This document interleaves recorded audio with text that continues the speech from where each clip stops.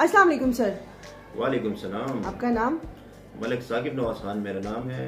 Peshawar education system एक तालीमी इदारा में चला रहा हूँ। इसके अलावा अल-मशरिक पब्लिक हाई स्कूल है, तकरीबन 25 साल से तदरीस के अमल से वाबस्ता है और 10 साल से सोशल एक्टिविटीज़ इलाके का चेयरमैन हूँ। तो कोशिश मेरी यही होती है कि इलाके में तालीम आम करने के लिए हर वो कदम, हर वो सोच उसको आम करूँ जो हमारे बच्चों, हमारे बेटों के लिए, हमारी बेटियों के लिए बेहतर हो। सर, स्कूल की सोच कैसे आपको आई? आपने कहा इलाके के स्कूल के बारे में तालीम आम करनी है।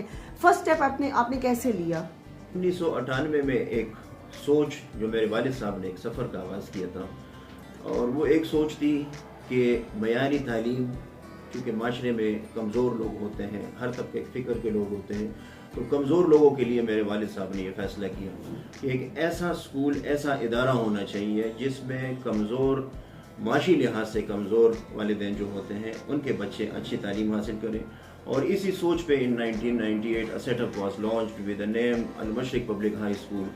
और अल-मशरिक पब्लिक हाई स्कूल की जब बुनियाद रखी गई तो पहला बच्चा जो हमारे स्कूल में दाखिल हुआ था, आज 25 साल के बाद उस स्टूडेंट के बच्चे हमारे साथ पढ़ रहे हैं और हज़ारों तलबा तालिबात इस वक्त हमारे एजुकेशन जो हमारे स्कूल के ब्रांचेस हैं उससे फ़ायदा उठा रहे हैं। 1998 में जब ये सफ़र स्टार्ट हुआ तो एक बच्चे से हमने स्टार्ट किया, 10 कमरों से हमने आगाज़ किया था। आज अल्हम्दुलिल्लाह 5 ब्रांचेस, 2006 में हमारी दूसरी ब्रांच हो गई थी, 2015 में तीसरी ब्रांच हो गई थी, फिर 2018 में चौथी ब्रांच, और अब अल्हम्दुलिल्लाह इस साल हमने 5वीं ब्रांच का भी इफ्तिताह किया है। तो ये सफ़र अल्लाह की मेहरबानी के बाद, मेरी वालिद की मेहनत के बाद, फिर 20 साल का मेरा सफ़र इस तालीमी उसमें शामिल है। और एक ही मोटो है इस एजुकेशन के पीछे, education with excellence.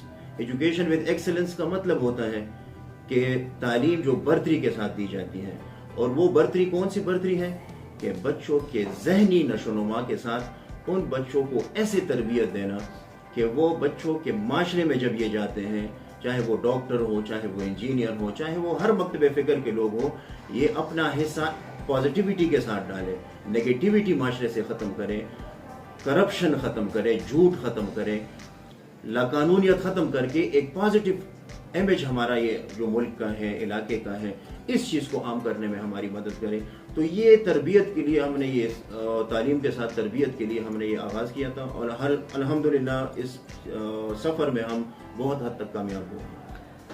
Sir, private school के लिए कुछ मैसेज देना चाहेंगे, क्योंकि आपका भी स्कूल प्राइवेट है? तो अच्छा जी, ये स्कूल जब हमने आगाज़ किया था तो प्राइवेट स्कूल्स, मैं अपने स्कूल से आगाज़ करता हूँ कि जब हमने आगाज़ किया हमारे स्कूल का सेटअप, ये जब हमने स्टार्ट में इसकी इनॉग्रेशन की तो एक ही सोच था कि प्राइवेट स्कूल का जो कॉन्सेप्ट हमारे जहनों में बना हुआ है कि सिर्फ फीसेस हमने लेनी है और बड़ी बड़ी फीसेस लेनी है और बच्चों को तालीम जो नॉर्मली है कि हमने तालीम देनी है, उस सोच को, उस ट्रेंड को हमने चेंज कर दिया है।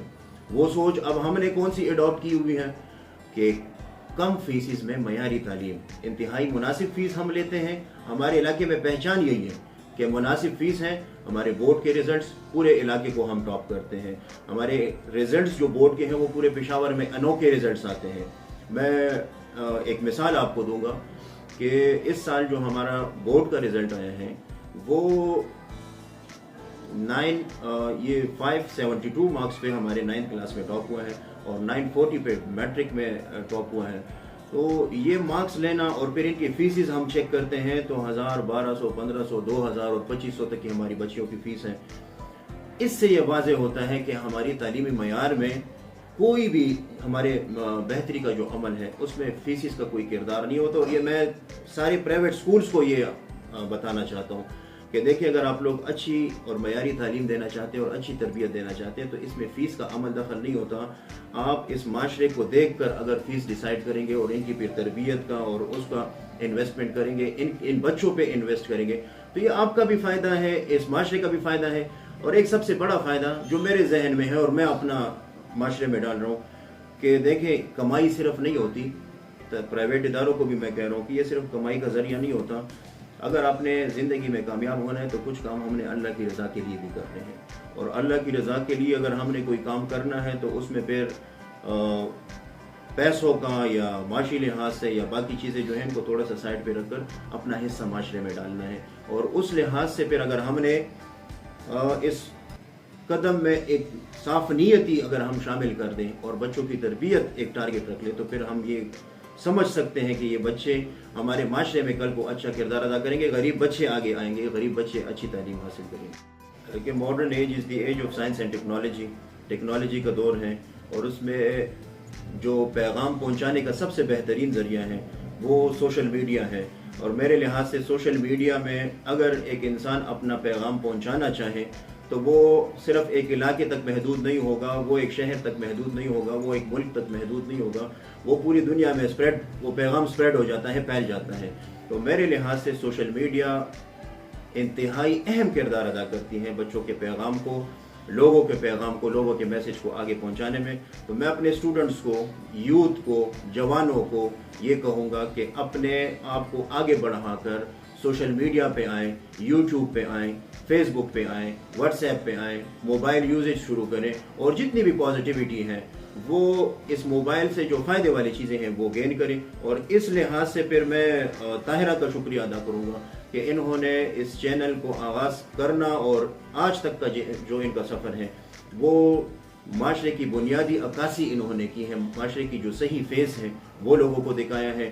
تو میں آخر میں طاہرہ کو اور جو دیکھنے والے ہیں ان کو بھی اپنی طرف سے ریکویسٹ کروں گا کہ طاہرہ کے چینل کو لائک کریں, سبسکرائب کریں, اور ان کے پیغام کو آگے شیئر بھی کیا کریں تاکہ لوگ جتنا معاشرہ ہے یہ سوشل میڈیا سے جتنا ہم فائدہ لے سکیں تو اس سے ہم فائدہ لے سکیں. Thank you.